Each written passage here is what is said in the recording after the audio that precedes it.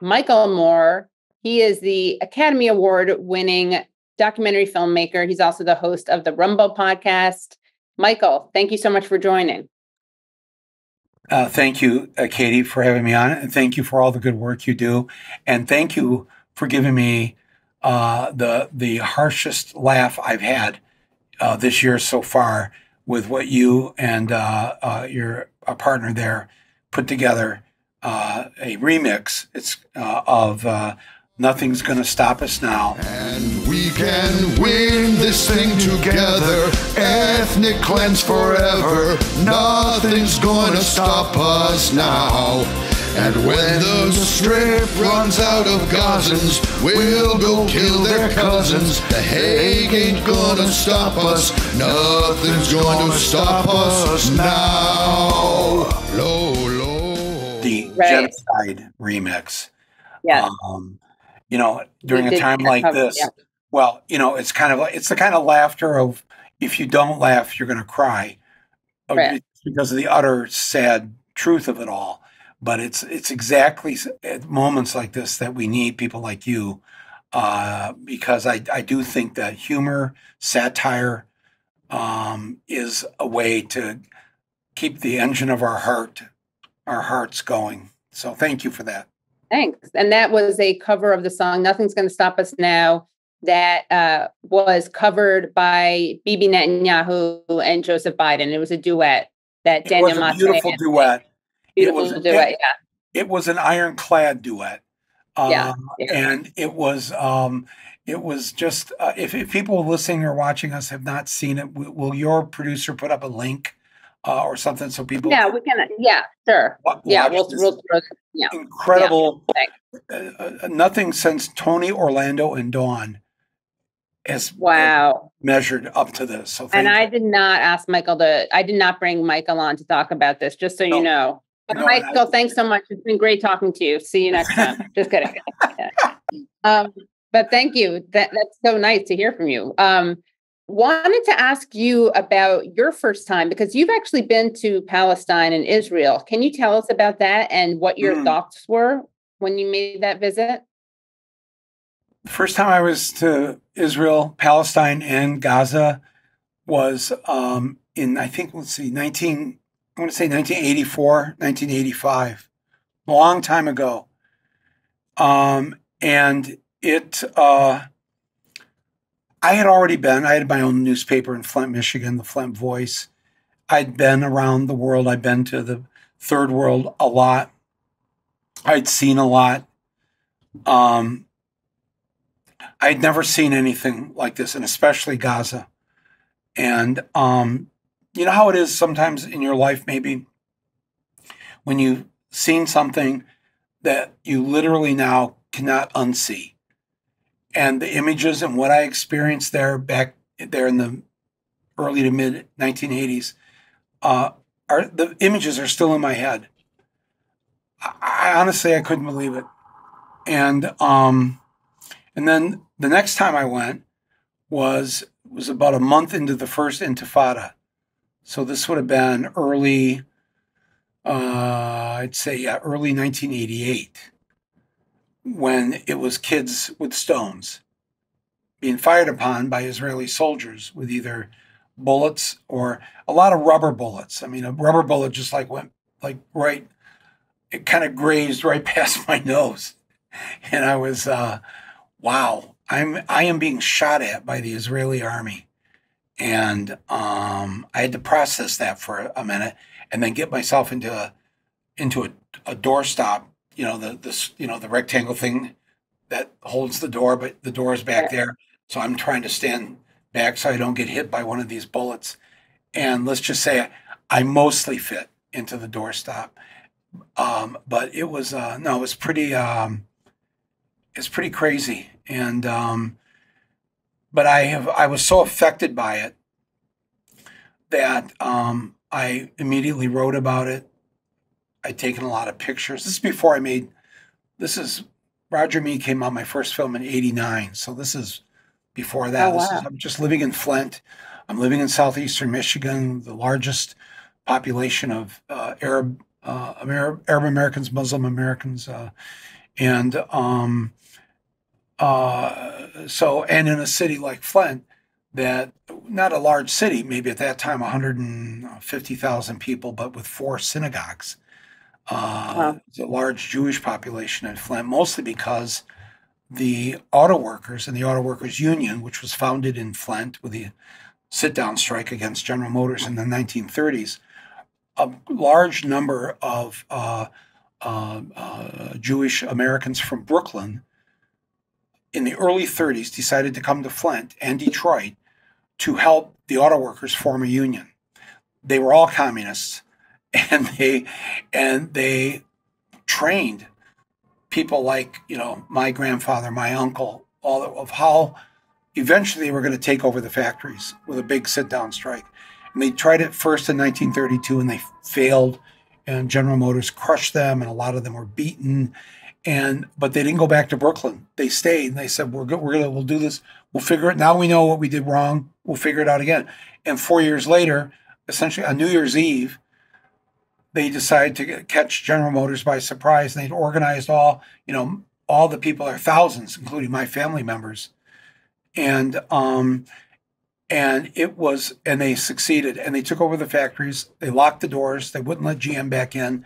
GM turned off the heat. It's the winter time. No heat, no water, no food. 44 days.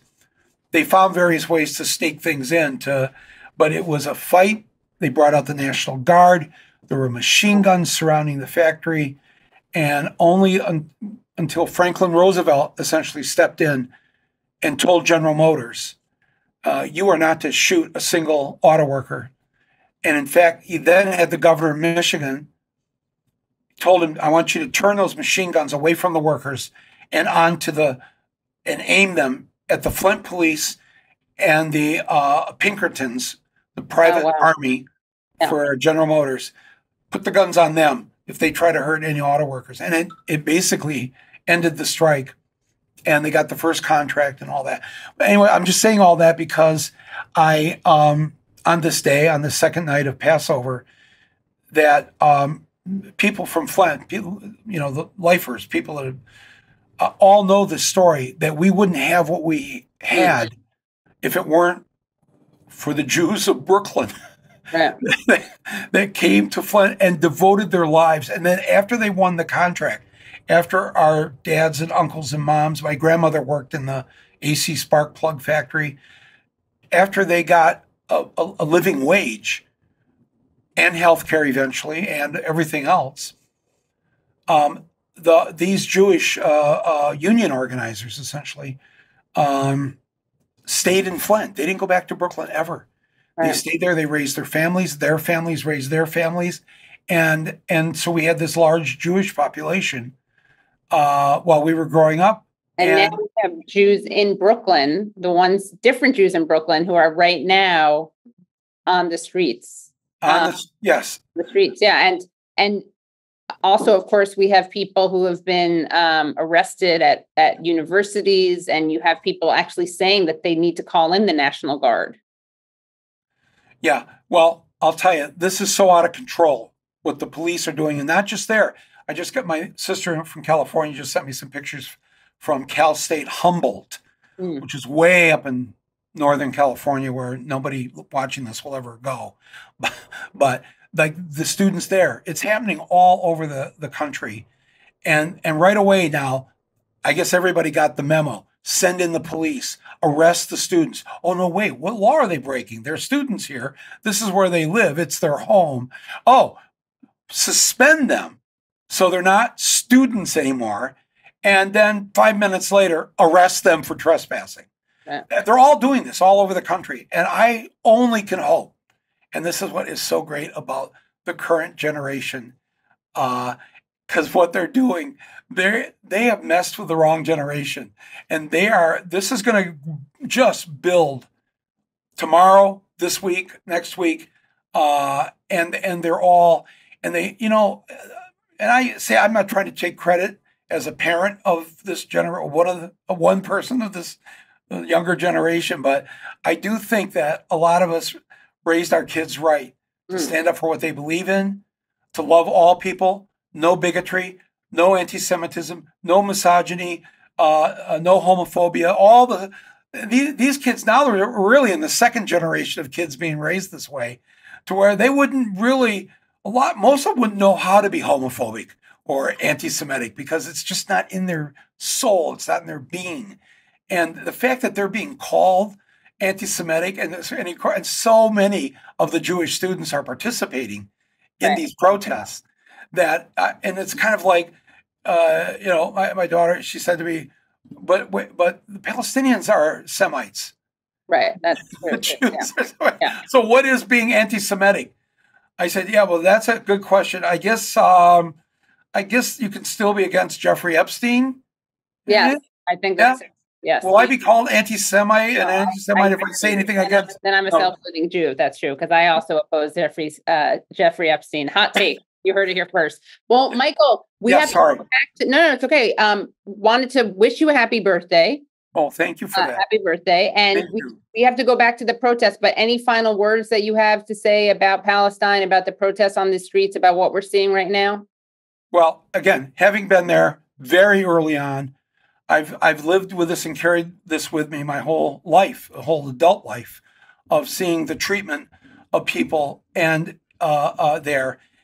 And I beg everybody, regardless, Jewish, Palestinian, Christian, atheist, whatever you are, we are human beings. And we have to, this is madness, absolute madness. And it's not just yet Netanyahu. I'm tired of keeping saying Netanyahu because I'm trying to be protective of, you can't blame a whole people for this, but this is literally madness now. The mass slaughter of innocent people. And if we are silent, any of us right now, we are contributors to this. We are enablers of it. That sign I saw one of the kids holding, silence is violence. This is not the moment to be silent.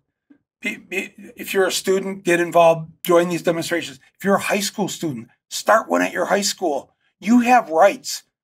Do not pay attention. The police, all rights are being violated right now. New York City is famous for it, doing this, what they're doing at Columbia.